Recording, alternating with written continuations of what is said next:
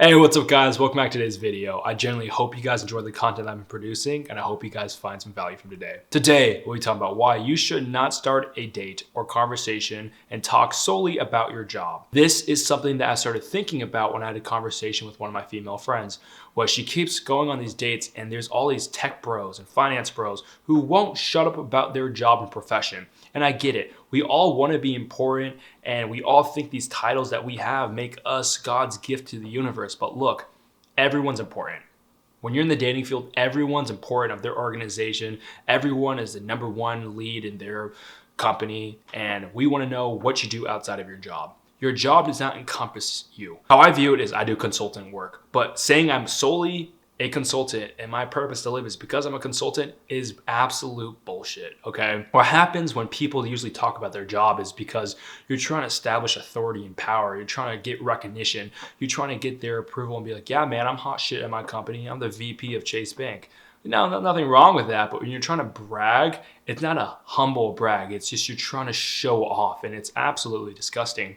I think when you go on a date, you got to figure out, look, if you do really cool stuff and you're really passionate about it, you can talk about that, right? But be a human about it. But when you go out on these dates and you're like, yeah, founder and CEO of bananas.com, new startup in Silicon Valley, just sold it for 10 million. What are you talking about? What you're displaying is insecurity, that you have a lot of money and you need to have all these nice titles and accomplishments just to feel worthy of being on this date.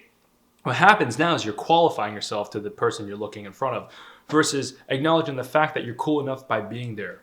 She's willing to give you your time, but you're sitting there. But instead of just having a normalized conversation and being a cool dude, you're treating this as a LinkedIn networking event. Guys, you don't need to leverage yourself in order to feel worthy of being there. I think the most important thing is finding someone who has these really cool responsibility and roles, but they're so humble and they're a human about it. There's a humane aspect that's so important. I remember going on dates when I first moved to the DMV. And I don't know if it's about the DMV, but people ask you immediately, what do you do before your name? They don't give a shit about where you're from, blah, blah, blah. They just want to know what you do because they're sizing you up. And I don't think everyone is like that, but I would say majority of people are like that, but a small minority of people just use it as a conversation starter. The best conversations I've ever had was like, hey, what do you do? It's like, hey, I just do some consulting work on the side. It's not where I want to be, but I enjoy it and I find some meaning. That is way better than telling someone right off the bat what you do and be like, yeah, I'm hot shit, so what? You know, it's like, that's not cool. You're trying to come from an equal level playing field and be like, what do you actually do with your life? And then you get to their hobbies. But some workaholics don't have any hobbies. They don't know how to operate outside of work. The thing is, work is work. It's something we have to do to survive, but that does not define your entire existence. Okay, if you're really passionate about it, there's nothing wrong about it. But when you keep going on dates and you just keep talking and talking, what are you demonstrating? What are you saying? I remember I was used to go on these dates and this girl would just not shut up about her job. She was like saying, yeah, I work like 100 hours a week. I don't have time. I don't have any of this. I have so much commitment and my job takes priority over everything else in my life. From that conversation, now you told me you don't have time to date. I'm questioning whether you even want to invest in this relationship. And I'm like, why are you here? Okay, like if you're so busy, why are you on this date, right? I think that's number one thing is people use work as a defense mechanism. We want to pretend like we're so busy so we never get hurt. It's like this mentality of you can't get rejected if you never go out. Yes, well, that's true. You never have the possibility of winning. By playing it safe, you have everything to lose. And the thing is, rejection is normal and it's okay. And we have to learn to deal with that. I think the coolest experiences I've ever had was I'm hanging out with friends. I've hung out like 10, 15 times. And I know they're in the medical field or in the finance field or the media industry, but I never realized what they did. It's not because I never asked. It's just because it just never came up because I like to talk to them about stuff outside of work. Like we spend majority of our time at work. I don't want to talk about it with other people. And if it comes up as lessons of wisdom or mentorship, totally. But first hanging out, have a good time. We want to talk about some other things and that's okay with me. And then I realize and I find out that they're very high up in an organization. That is super cool to me. I think allow the other person to discover what you do versus telling your whole story. There's a little bit of the mystery part of it that's super sexy and cool is let people discover you. Don't just blabber and tell everything about yourself right off the bat. I'm not saying to withhold, but I'm saying I think it's cooler to discover something and be like, holy crap, this guy's already cool, but he's so humble about it. That makes him 100 times cooler than if he just right off the bat told me what he did and it was super important. because it's intimidating, right? I think it changes the whole social dynamic when someone right off the bat tells you what they do and how high up, because now you're like on edge of like, is this a date? Is this a hangout, or is this an interview? And once we go to interview mode, then you're just not really being yourself. Now you're on edge because you're taking everything to heart. So when I was talking to my female friend about this, she was saying, yeah, guys go on these dates and all they do is brag and talk about their work, but never ask me about myself. Or if they do, they ask me, what do I do? But they try to put me down and try to make it seem like they're better than me because they all have these fancy titles and stuff. And it's not cool. And all she wants to know is like, hey, what do you do outside of this? Like, are you a reliable partner? Are you funny? Are you charismatic? Well, you're clearly good looking enough to be on this date, but I want to see if you have the traits of a good partner to maintain the longevity of a healthy relationship. But that's something that's non-existent. She's going on these dates and saying, I can't find anyone. And everyone just says you're super busy. And you know what that means, right? It's just hookup culture. I think that's the saddest thing is I feel like a lot of people mistake dates currently for an opportunity to just hook up. And I feel like everyone has commitment issues. In all major cities, it feels like no one wants to commit. Everyone just wants to have fun. And while you're young, like there might be a very important role in that of discovering like who you are, but I don't think you need to put yourself on the line and you need to hook up with a ton of people to find out who you are.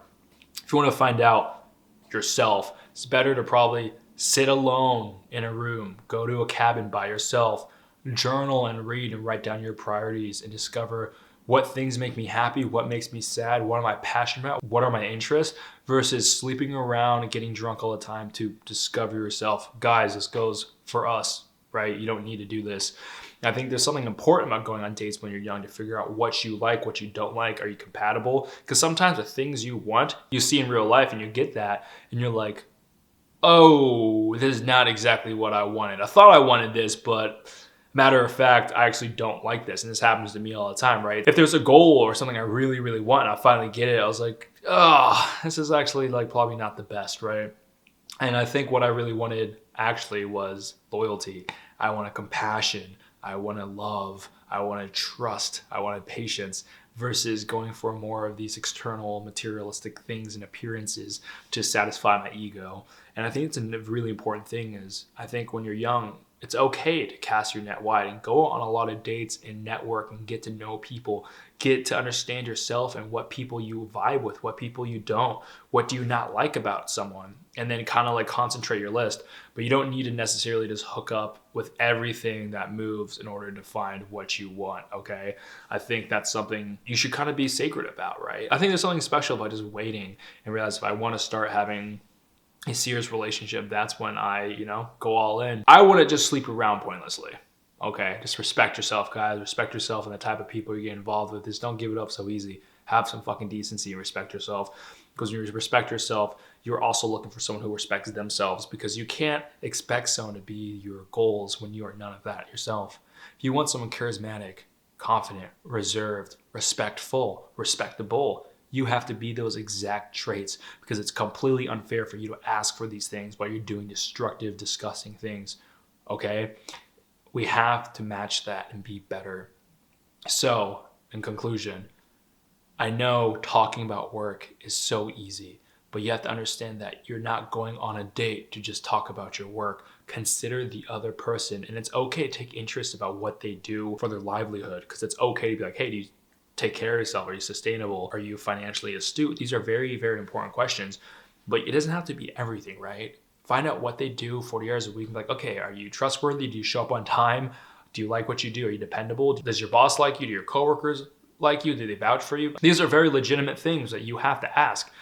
But when you are clearly talking about your work to just kind of stunt on someone, to make yourself feel macho or better than them, and you try to put them down because you're insecure, because your job title or whatever gives you that power, well, the sad thing to say is what happens when you lose that job? All your confidence disappears. All your courage disappears. It's okay to be exactly where you're at. And I think being humble in the room will serve you greatly and allow them to discover. If you are already a cool dude, then she happens to find out you're also very successful at work, that is sexy. But when you come off right off the bat and you just say it, it just reeks of insecurity. And while you may disagree with this, go out and try it yourself. But there's a reason why memes are being made about this. Okay. If you want to talk about this further, please email me at bedroomtalksconsult@gmail.com. Set up a one-on-one consultation. It's quite affordable and it's honestly super fun, guys, to talk with you guys. If you want to see what I'm up to, follow me on Instagram at m.deep20. Everything's in the description below. And as always, I wish you guys the best. Namaste.